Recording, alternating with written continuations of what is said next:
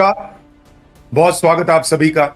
मैं हूं सुशांत सिन्हा। आज का ये वीडियो आपको हैरान भी करेगा और गर्व से भी भर देगा। आज मैं आपको विस्तार से बताने वाला हूं कि कैसे बैंक में आपके पैसे के साथ नरेंद्र मोदी ने चमत्कार कर दिया है। लेकिन भारत के विकास की सबसे शानदार कहानियों में से एक शुरू करूं और आपको बताऊं कि कैसे मोदी ने जो किया वो 11 मुल्कों के प्रधानमंत्री भी नहीं कर सकते थे। उससे पहले आपसे एक सवाल पूछना चाहता हूं। अगर मैं आपसे पूछूं कि भारत में सबसे ज्यादा मुनाफा कमाने वाली कंपनी आज की डेट में कौन है और आपको 4 ऑप्शंस भी दूं, ए रिलायंस, बी अडानी इंटरप्राइजेस, सी इंफोसिस या डी एसबीआई यानी स्टेट बैंक ऑफ इंडिया, मैं गारंटी के साथ कहता हूं कि आप में से 99.9% लोग ऑप्शन ए, बी या सी चुनेंगे। लेकिन आप हैरान रह जाएंगे ये जानकर कि सही जवाब है ऑप्शन डी यानी SBI, state bank of India. आपको सुनकर यकीन नहीं हो रहा होगा कि सबसे ज्यादा मुनाफा कमाने वाली company state bank of India है, सरकारी बैंक। ये यकीन से परे लग रहा है कि एक सरकारी बैंक देश की सबसे ज्यादा मुनाफा कमाने वाली कंपनी कैसे हो सकती है। तो यही वो चमत्कार है जो नरेंद्र मोदी ने करके दिखाया।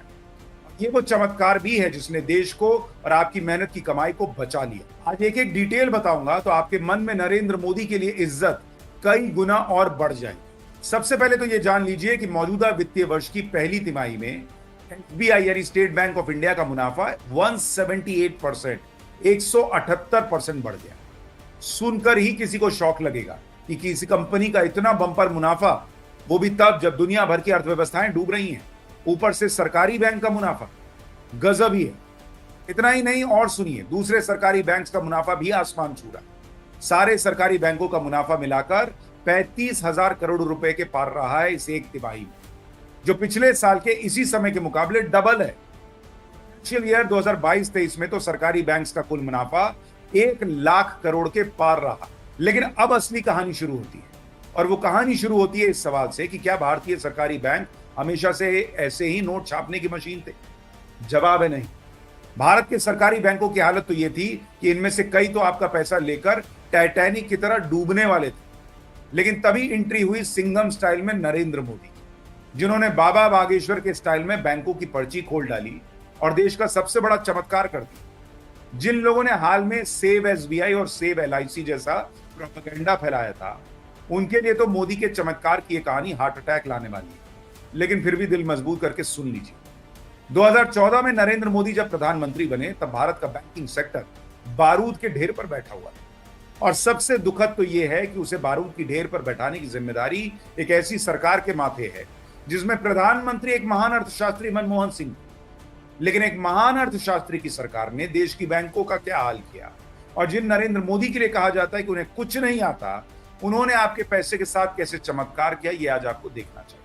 कांग्रेस और उसके नामदारों की फोन बैंकिंग ने देश को बहुत नुकसान पहुंचाया। बैंकों ने ये जानते हुए भी कि उनके द्वारा दिए गए लोन की वापसी मुश्किल होगी, बस कुछ विशेष लोगों को लोन देना ही पड़ेगा, पता है नहीं आएगा, दो। मार्च 2014 जब यूपीए सरकार जाने की कगार पर, भारत के सरकारी बैंकों का मुनाफा 27% गिर गया। लेकिन जो हालात थे उससे तय था कि सरकारी बैंकों को अगले कई साल कोई मुनाफा होने ही वाला नहीं। इनफैक्ट उनका नुकसान 2 लाख करोड़ से भी ज्यादा का था। यानी आज जो बैंक एक साल में 1 लाख करोड़ का मुनाफा कमा रहे हैं, वो 2 लाख करोड़ के नुकसान पर बैठे हुए। यहीं से होती है नरेंद्र मोदी की एंट्री, जिन्होंने सत्ता में आते ही सबसे मुश्किल काम शुरू किया, और वो काम था भारतीय बैंकों की सालों की गंदगी को साफ करने। लेकिन ये काम बिल्कुल भी आसान नहीं। बैंकों ने सबसे पहले तो ये मानना शुरू किया कि जो नुकसान दिखाया गया है, दरअसल नुकसान उससे कहीं ज्यादा है। इसके बाद 2015 में मोदी सरकार ने एनपीए यानी बैंकों के नॉन परफॉर्मिंग एसेट्स की सही डिटेल निकालनी शुरू की। मोदी ने जो किया वो किसी चमत्कार से कम क्यों नहीं है, ये समझने के लिए पहले ये समझिए कि एनपीए होता क्या। एनपीए यानी non performing assets. Bank loan देते हैं और उस पर इंटरेस्ट कमाते हैं, इसी से बैंक चलते हैं। बैंक का लोन ही उसका एसेट होता है, क्योंकि भाई उसी से पैसा कमा रहे हैं। कोई लोन अगर नहीं चुकाता है तो बैंक को नुकसान होता है। इसलिए ऐसे लोन जो रिकवर नहीं हो पाया है उसे बैंक एनपीए यानी नॉन परफॉर्मिंग एसेट बोलते हैं, क्योंकि भाई वहां से पैसा नहीं आ रहा। इनकी सही जानकारी आरबीआई को देनी होती है। पहले सही जानकारी नहीं दी जाती थी।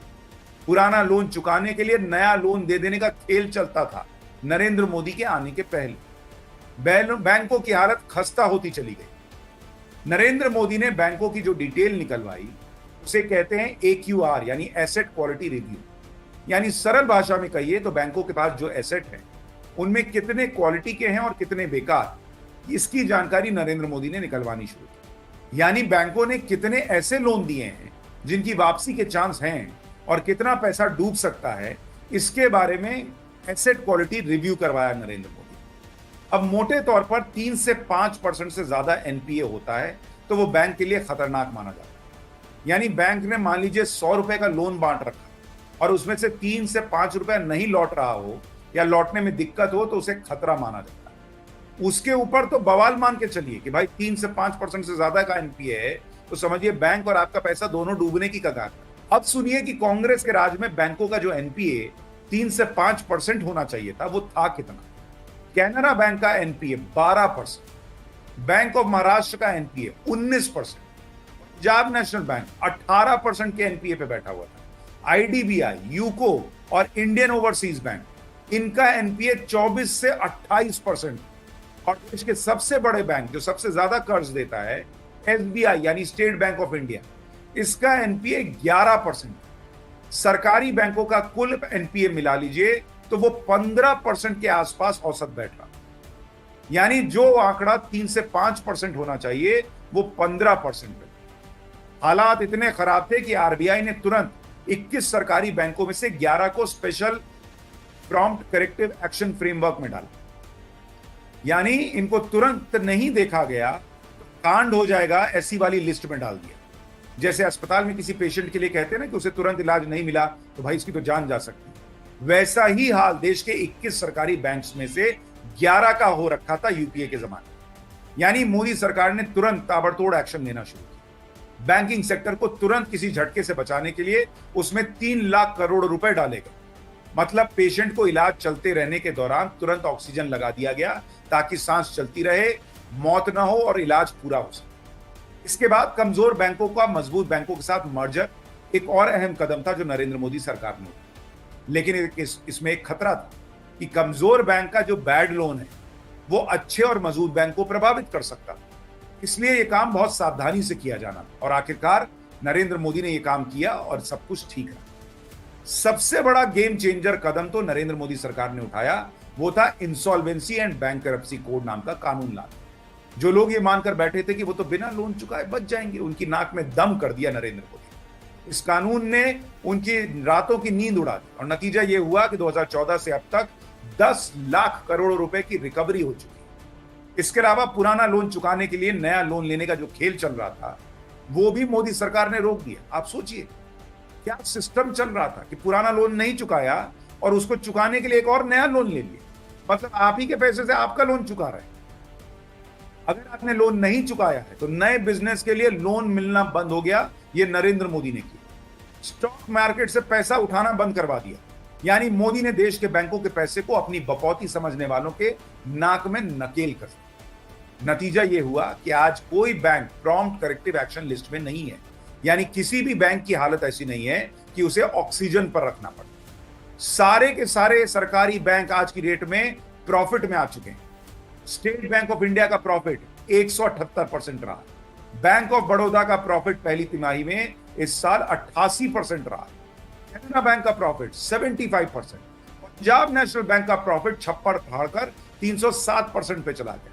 2021-22 में सरकारी बैंकों का कुल प्रॉफिट 66,000 करोड़ रुपए था, जो 2022-23 के वित्तीय वर्ष में बढ़कर 1,04,000 करोड़ रुपए। इस साल की पहली तिमाही में प्रॉफिट 35,000 करोड़ ऑलरेडी आ चुका है।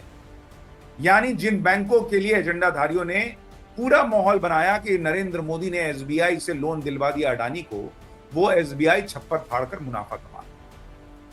अब आप खुद सोचिए कि नरेंद्र मोदी ने कैसे सबसे मुश्किल टास्क को न सिर्फ पूरा करके दिखाया बल्कि बैंक में रखा आपका पैसा बचा लिया। वरना ये बैंक डूबते तो करोड़ों घर बर्बाद हो जाते, देश बर्बाद होता सो अलग।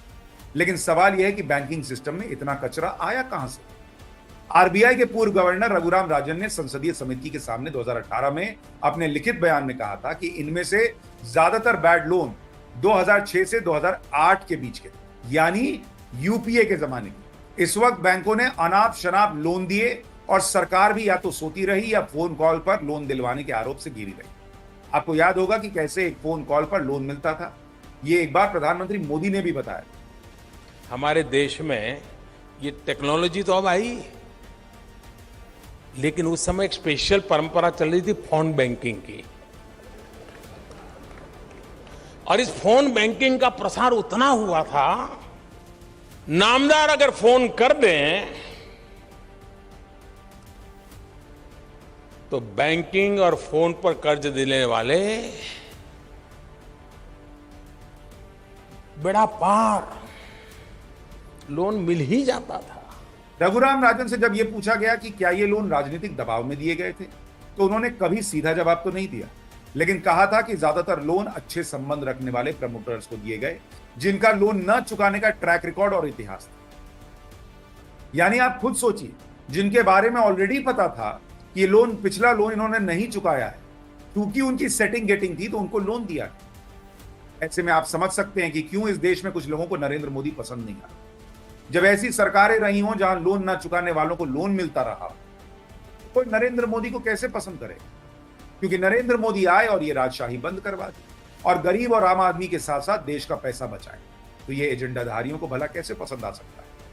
लेकिन आज की डेट में ये वो चमत्कार है जिसकी चर्चा ज्यादा नहीं होती, लेकिन नरेंद्र मोदी ने आलोचना की परवाह किए बिना जिस तरह से बैंकिंग सिस्टम को फिर से जिंदा किया, वो देश के लिए एक निर्णायक कदम और देश को आगे ले जाने में सालों तक अहम भूमिका निभाता रहेगा, चाहे सरकार किसी भी। इस वीडियो को ज्यादा से ज्यादा शेयर जरूर कीजिएगा और अपनी राय बताइएगा कि बैंकिंग सेक्टर में आपके पैसे को जिस तरह से नरेंद्र मोदी ने बचाया और जिस तरह से चमत्कार करके पूरा बैंकिंग सिस्टम मुनाफे में ला दिया, सरकारी बैंकों में को मुनाफे में ला दिया, उस पर आपकी राय क्या है? कमेंट बॉक्स में बताइए।